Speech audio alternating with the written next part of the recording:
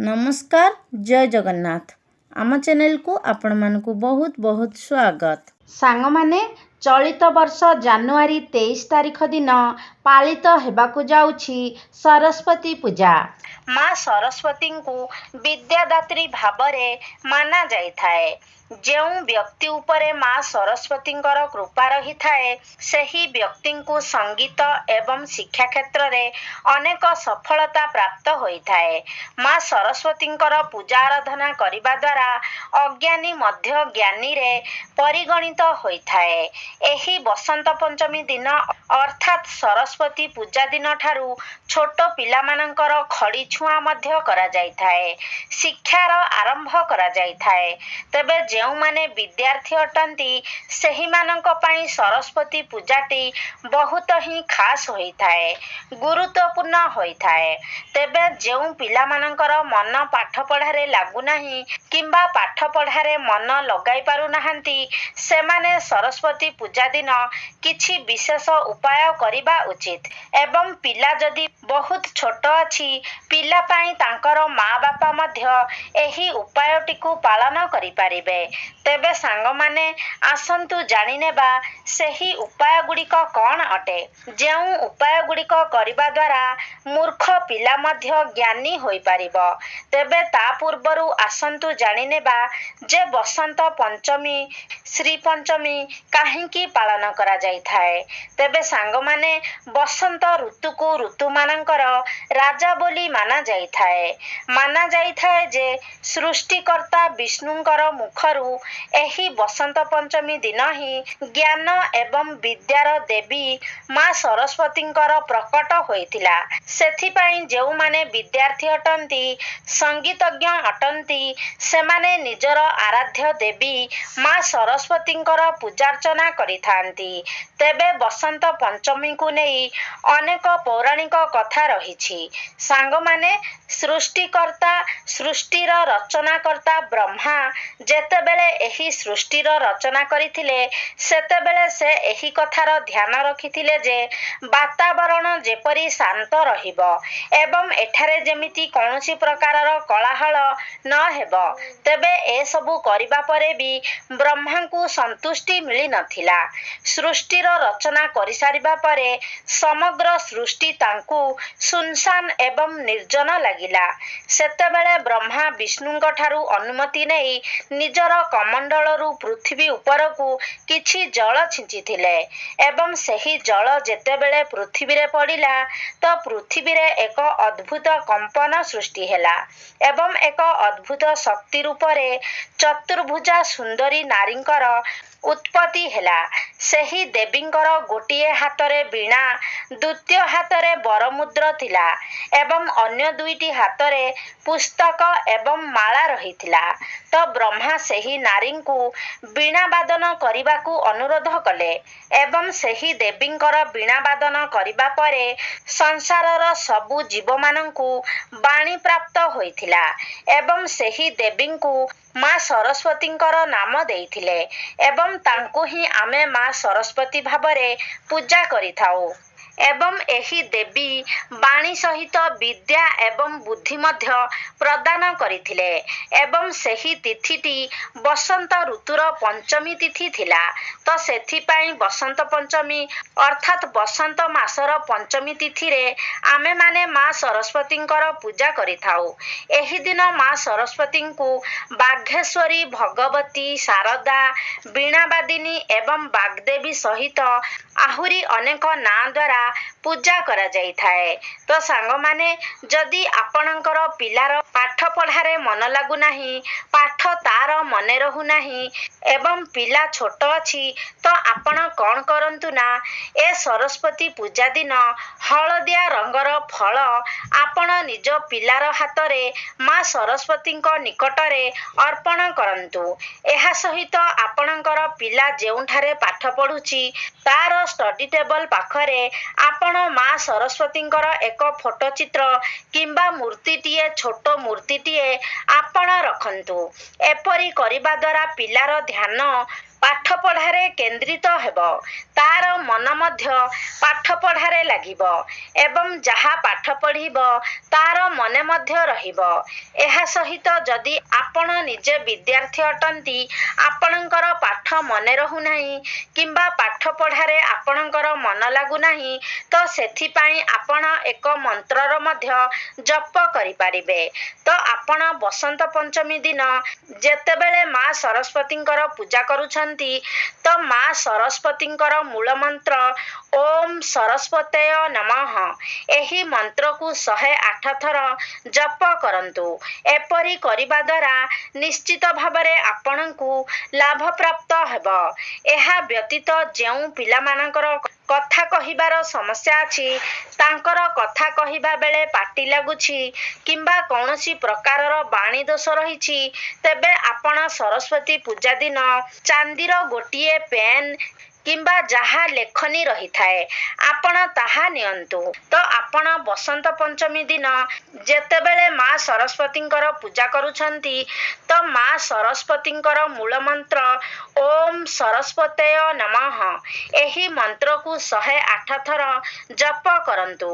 ଏପରି କରିବା ଦ୍ୱାରା ନିଶ୍ଚିତ ଭାବରେ ଆପଣଙ୍କୁ ଲାଭ ପ୍ରାପ୍ତ ହେବ। ଏହା ବ୍ୟତୀତ ଯେଉଁ ପିଲାମାନଙ୍କର କଥା କହିବାର ସମସ୍ୟା ଅଛି, ତାଙ୍କର କଥା କହିବା ବେଳେ ପାଟି ଲାଗୁଛି କିମ୍ବା କୌଣସି ପ୍ରକାରର ବାଣୀ ଦୋଷ ରହିଛି, ତେବେ ଆପଣ ସରସ୍ୱତୀ ପୂଜା ଦିନ ଚାନ୍ଦିର ଗୋଟିଏ ପେନ୍ କିମ୍ବା ଯାହା ଲେଖନୀ ରହିଥାଏ, ଆପଣ ତାହା ନିଅନ୍ତୁ ଏବଂ କେଶରରେ ଆପଣ ନିଜର ପିଲାର ଜିଭରେ ଶ୍ରୀ ସରସ୍ୱତୀ ନମଃ ଏହି ମନ୍ତ୍ରଟିକୁ ଲେଖି ଦିଅନ୍ତୁ। ଏପରି କରିବା ଦ୍ୱାରା ଆପଣଙ୍କର ପିଲାର ବାଣୀ ଦୋଷ ଶେଷ ହୋଇଯିବ। ଆପଣଙ୍କ ପିଲା ଠିକ୍ ଭାବରେ କଥା କହିପାରିବେ। ପିଲାର ଭାଷା ସ୍ପଷ୍ଟ ହେବ ଏବଂ ଯଦି ଆପଣଙ୍କ ପିଲାର ଆପଣ ବିଦ୍ୟା ଆରମ୍ଭ କରୁଛନ୍ତି, ତ ସେତେବେଳେ ମଧ୍ୟ ଆପଣ ଏହି ସରସ୍ୱତୀ ପୂଜା ଦିନ ଯଦି ପିଲାର ଜିଭରେ ଆପଣ ଚାନ୍ଦିର ପେନ୍ କିମ୍ବା ଚାନ୍ଦିର ଲେଖନୀରେ ଆପଣ ମହୁରେ ବୁଡ଼ାଇକି ପିଲାର ଜିଭରେ ଓମ୍ ସରସ୍ୱତୀ ନମଃ ଲେଖନ୍ତି, ତ ଆପଣଙ୍କ ପିଲା ନିଶ୍ଚିତ ଭାବରେ ବୁଦ୍ଧିମାନ ହେବ ଏବଂ ପିଲାର ବାଣୀ ମଧ୍ୟ ମଧୁର ହେବ। ଏହା ବ୍ୟତୀତ ଆପଣ ସରସ୍ୱତୀ ପୂଜା ଦିନ ଗୋଟେ ମୟୂର ପଙ୍ଖକୁ ନେଇକି ମା ସରସ୍ୱତୀଙ୍କ ନିକଟରେ ପୂଜା କରାଇ ଆଣନ୍ତୁ ଏବଂ ଏହି ମୟୂର ପଙ୍ଖକୁ ନିଜ ପିଲାର କୌଣସି ବି ବହି ଭିତରେ ରଖି ଦିଅନ୍ତୁ। ମା ସରସ୍ୱତୀଙ୍କ ନିକଟରେ ପୂଜା କରାଇବା ଫଳରେ ମୟୂର ପଙ୍ଖଟି ଅଭିମନ୍ତ୍ରିତ ହୋଇଯିବ ଏବଂ ଏହା ଆପଣଙ୍କ ପିଲାକୁ ତାର ମନକୁ ପାଠ ପଢ଼ିବାରେ କେନ୍ଦ୍ରିତ କରିବାରେ ସାହାଯ୍ୟ କରିବ। ପିଲାର ପାଠ ପଢ଼ା ମନେ ରହିବାରେ ମଧ୍ୟ ସାହାଯ୍ୟ କରିବ। ତ ସେହି ମୟୂର ପଙ୍ଖକୁ ଆପଣ ନିଜ ପିଲାର ଷ୍ଟଡି ଟେବଲ ପାଖରେ କିମ୍ବା କୌଣସି ବହି ଭିତରେ ରଖି ଦିଅନ୍ତୁ। ତେବେ ଧ୍ୟାନ ରଖିବେ, ମୟୂର ପଙ୍ଖଟି ଯେପରି ସମ୍ପୂର୍ଣ୍ଣ ରୂପରେ ଭଲ ଥିବା ଦରକାର, ଯେମିତି କେଉଁଠାରୁ ଖଣ୍ଡିତ ହୋଇନଥିବ, ସେଥିପ୍ରତି ଆପଣ ଧ୍ୟାନ ରଖିବା ଉଚିତ। ଏହା ବ୍ୟତୀତ ଆପଣ ସରସ୍ୱତୀ ପୂଜା ଦିନ ଗୋମାତାଙ୍କୁ 3ଟି ରୁଟି ଖାଇବାକୁ ଦିଅନ୍ତୁ। ଯଦି ଆପଣଙ୍କ ନିଜ ଘରେ ଗାଈ ଅଛି, ତ ବହୁତ ଭଲ କଥା। ଯଦି ଆପଣଙ୍କ ଘରେ ଗାଈ ନାହିଁ, ତ ରାସ୍ତାରେ ଯଦି ଆପଣ ଗାଈ ଦେଖୁଛନ୍ତି, ତ ଆପଣ ସେହି ଗାଈକୁ 3ଟି ରୁଟି ଖୁଆଇ ଦିଅନ୍ତୁ କିମ୍ବା ଘର ପାଖରେ ଯଦି କୌଣସି ବ୍ୟକ୍ତିଙ୍କର ଘରେ ଗାଈ ଅଛନ୍ତି, ତ ସେହି ଗାଈକୁ ମଧ୍ୟ ଆପଣ ରୁଟି ଖୁଆଇ ପାରିବେ। ତ ସରସ୍ୱତୀ ପୂଜା ଦିନ ଆପଣ କୌଣସି ବି ଗାଈକୁ 3ଟି ରୁଟି ଖାଇବାକୁ ଦିଅନ୍ତୁ। ତେବେ ଏହି କାମଟିକୁ ଆପଣଙ୍କୁ ସକାଳୁ ହିଁ କରିବାର ଅଛି। ତ ସାଙ୍ଗମାନେ, ଏହି ଉପାୟ ଗୁଡ଼ିକ ଯଦି ଆପଣ ନିଷ୍ଠାର ସହିତ ପାଳନ କରନ୍ତି, ତ 3-4 ଦିନ ମଧ୍ୟରେ ହିଁ ଆପଣ ତଫାତ୍ ଦେଖିବାକୁ ପାଇପାରିବେ। ଏହି ସବୁ ଉପାୟ ଗୁଡ଼ିକର ଶୁଭ ପରିଣାମ ଆପଣ ଦେଖିବାକୁ ପାଇପାରିବେ।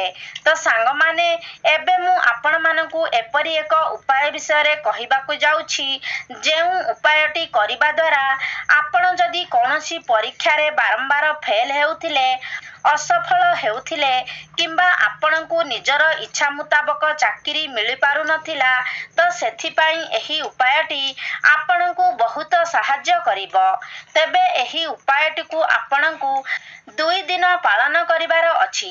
ତ ସାଙ୍ଗମାନେ ସେଥିପାଇଁ ଆପଣଙ୍କ ଘର ନିକଟରେ ଯଦି କୌଣସି ସରସ୍ୱତୀଙ୍କର ମନ୍ଦିର ଅଛି କିମ୍ବା ସରସ୍ୱତୀ ପୂଜା ଦିନ ଯେଉଁ ବିଦ୍ୟାଳୟରେ ସରସ୍ୱତୀଙ୍କର ପୂଜା କରାଯାଉଛି କିମ୍ବା ଯେଉଁଠାରେ ବି ମା ସରସ୍ୱତୀଙ୍କୁ ପୂଜା କରାଯାଉଛି ତ ଆପଣ ବ୍ରହ୍ମ ମୁହୂର୍ତ୍ତରୁ ଉଠି ହଳଦୀ ମିଶ୍ରିତ ଜଳରେ ସ୍ନାନ କରିନିଅନ୍ତୁ ଏବଂ ଏକ ହଳଦିଆ ରଙ୍ଗର ବସ୍ତ୍ର ପରିଧାନ କରନ୍ତୁ।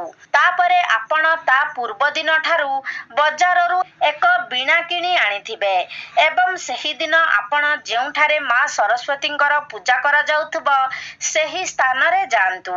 ମା ସରସ୍ୱତୀଙ୍କୁ ଆପଣ ଧଳା ରଙ୍ଗର ଚନ୍ଦନ, ଧଳା ରଙ୍ଗ ଏବଂ ହଳଦିଆ ରଙ୍ଗର ଫୁଲ, ହଳଦିଆ ରଙ୍ଗର ଫଳ ଏବଂ କେଶର ମିଶ୍ରିତ କ୍ଷୀରି ଅର୍ପଣ କରନ୍ତୁ। ତାପରେ ମା ସରସ୍ୱତୀଙ୍କର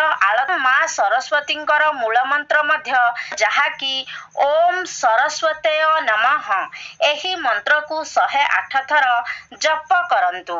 ରୁଦ୍ରାକ୍ଷ ମାଳ ଦ୍ୱାରା ଆପଣ ମନ୍ତ୍ରର ଜପ କରିବେ। ତାପରେ ଆପଣ ଯେଉଁ ବୀଣା ନେଇଥିବେ ସେହି ବୀଣାକୁ ମା ସରସ୍ୱତୀଙ୍କର ଚରଣ ପାଖରେ ରଖିବେ ଏବଂ ନିଜର ପୁସ୍ତକ ଗୁଡ଼ିକୁ ମଧ୍ୟ ଆପଣ ନିଜ ସାଥିରେ ନେଇଥିବେ ଯାହାକୁ କି ଆପଣ ମା ସରସ୍ୱତୀଙ୍କର ଚରଣ ତଳେ ରଖିବେ। ତାପରେ ସବୁ ପୁସ୍ତକ ଏବଂ ସେହି ବୀଣାଟିରେ ହଳଦୀ ଏବଂ ଚନ୍ଦନର ତିଳକ ଲଗାଇବେ ଏବଂ ସେହି ସରସ୍ୱତୀ ପୂଜା ଦିନ ଆପଣ ବେସନ ଲଡୁ, ଖେଚୁଡ଼ି କିମ୍ବା ହାଲୁଆ ବନାଇ ଗରିବ ଏବଂ ଦୁଃଖୀ ଦରିଦ୍ର ବ୍ୟକ୍ତିଙ୍କୁ ଦାନ କରିବେ ଏବଂ ନିଜ ଗୃହରେ ସରସ୍ୱତୀ ଯନ୍ତ୍ରର ସ୍ଥାପନା କରାଇବେ ଏବଂ ପ୍ରତ୍ୟେକ ଦିନ ନିୟମିତ ଭାବରେ ଯଥା ବିଧି ପୂର୍ବକ ସରସ୍ୱତୀ ଯନ୍ତ୍ରର ପୂଜାର୍ଚ୍ଚନା କରିବେ। ଏପରି କରିବା ଦ୍ୱାରା ନିଶ୍ଚିତ ଭାବରେ ଆପଣଙ୍କୁ ପ୍ରତ୍ୟେକ କ୍ଷେତ୍ରରେ ସଫଳତା ମିଳିବ ଏବଂ ଆପଣଙ୍କର ଇଚ୍ଛା ମୁତାବକ ଆପଣଙ୍କ ଯୋଗ୍ୟତା ଅନୁସାରେ ଆପଣଙ୍କୁ ଚାକିରି ମଧ୍ୟ ପ୍ରାପ୍ତି ହୋଇଯିବ। ଏହା ବ୍ୟତୀତ ମା ସରସ୍ୱତୀଙ୍କର ହଂସ, ମୟୂର ହେଉଛନ୍ତି ବାହନ। ତ ଆପଣ ଯଦି ନିଜର ପିଲାର ଷ୍ଟଡି ରୁମରେ ହଂସ କିମ୍ବା ମୟୂରର ଚିତ୍ର ଲଗାନ୍ତି ତ ଏହା ମଧ୍ୟ ପିଲାମାନଙ୍କ ପାଇଁ ଶୁଭ ପ୍ରଭାବ ଦେଇଥାଏ। ମା ସରସ୍ୱତୀଙ୍କୁ ହଳଦିଆ ରଙ୍ଗର ଫୁଲ ବହୁତ ପ୍ରିୟ ହୋଇଥାଏ। ତ ଆପଣ ମା ସରସ୍ୱତୀଙ୍କୁ ଗେଣ୍ଡୁ ଫୁଲ କିମ୍ବା ସୂର୍ଯ୍ୟମୁଖୀ ଫୁଲ ମଧ୍ୟ ଅର୍ପଣ କରିପାରିବେ। ସରସ୍ୱତୀ ପୂଜା ଦିନ ଆପଣ ଦୁଃଖୀ ଦରିଦ୍ର ବ୍ୟକ୍ତିମାନଙ୍କୁ ହଳଦିଆ ରଙ୍ଗର ଜିନିଷ ଦାନ କରନ୍ତୁ ଏବଂ ଯେଉଁମାନେ ଗରିବ ପିଲାମାନେ ସେମାନଙ୍କୁ ଯଦି ଆପଣ ସରସ୍ୱତୀ ପୂଜା ଦିନ ପୁସ୍ତକ, କଲମ ଇତ୍ୟାଦି ଦାନ କରନ୍ତି ତ ଏହା ଦ୍ୱାରା ମା ସରସ୍ୱତୀଙ୍କର କୃପା ଆପଣଙ୍କୁ ପ୍ରାପ୍ତି ହୋଇଥାଏ। ସାଙ୍ଗମାନେ ଯଦି ଆପଣ ଉଚ୍ଚଶିକ୍ଷା କରିବା ପାଇଁ ଚାହୁଁଛନ୍ତି ମାତ୍ର ଉଚ୍ଚଶିକ୍ଷା କରିବା ପାଇଁ ଆପଣଙ୍କୁ ଅନେକ ଗୁଡ଼ିଏ ସମସ୍ୟାର ସାମ୍ନା କରିବାକୁ ପଡୁଛି ତେବେ ବସନ୍ତ ପଞ୍ଚମୀ ଦିନ ଆପଣଙ୍କୁ ମା ସରସ୍ୱତୀଙ୍କର ଗୋଟିଏ ମାଳା ମନ୍ତ୍ର ଜପ କରିବାର ଅଛି। ତେବେ ମା ସରସ୍ୱତୀଙ୍କର ମୂଳ ମନ୍ତ୍ର ଓମ୍ ସରସ୍ୱତୟେ ନମଃ, ଏହି ମନ୍ତ୍ରକୁ ଆପଣ 108 ଥର ଜପ କରନ୍ତୁ। ତେବେ ସାଙ୍ଗମାନେ ଆପଣ ଯଦି ସରସ୍ୱତୀ ପୂଜା ଦିନ ଏହି ଉପାୟ ଗୁଡ଼ିକ ମଧ୍ୟରୁ ନିଜର ଆବଶ୍ୟକତା ଅନୁସାରେ କୌଣସି ବି ଉପାୟର ପାଳନ କରନ୍ତି ତ ନିଶ୍ଚିତ ଭାବରେ ଆପଣଙ୍କୁ ଏହାର ଶୁଭ ଫଳ ପ୍ରାପ୍ତି ହେବ। ଏହି ଶୁଭ ଦିନଟି ବର୍ଷରେ ଗୋଟିଏ ଥର ଆସିଥାଏ ତ ଏହାକୁ ଆପଣ କଦାପି ବି ହାତଛଡ଼ା କରନ୍ତୁ ନାହିଁ। ଏହି ଦିନ ଆପଣ ନିଶ୍ଚିତ ଭାବରେ ନିଜର ଆବଶ୍ୟକତା ଅନୁସାରେ କୌଣସି ବି ଉପାୟ ପାଳନ କରନ୍ତୁ ଏବଂ ଏହାର ଚମତ୍କାରୀକୁ ମଧ୍ୟ ଆପଣ ନିଜେ ଅନୁଭବ କରିପାରିବେ। ତେବେ ସାଙ୍ଗମାନେ ଆଶା କରୁଛି ଆଜିର ଭିଡ଼ିଓଟି ଆପଣମାନଙ୍କୁ ନିଶ୍ଚିତ ଭାବରେ ଭଲ ଲାଗିଥିବ। ଯଦି ଭଲ ଲାଗିଛି ତାହେଲେ ଲାଇକ୍ କରନ୍ତୁ, ସେୟାର କରନ୍ତୁ। ଆମ ଚ୍ୟାନେଲକୁ ଯଦି ସବସ୍କ୍ରାଇବ୍ କରିନାହାନ୍ତି ତାହେଲେ ସବସ୍କ୍ରାଇବ୍ କରିଦିଅନ୍ତୁ ଏବଂ କମେଣ୍ଟ ବକ୍ସରେ ଭକ୍ତି ଓ ଶ୍ରଦ୍ଧାର ସହିତ ଜୟ ମା ସରସ୍ୱତୀ ନିଶ୍ଚୟ ଲେଖନ୍ତୁ।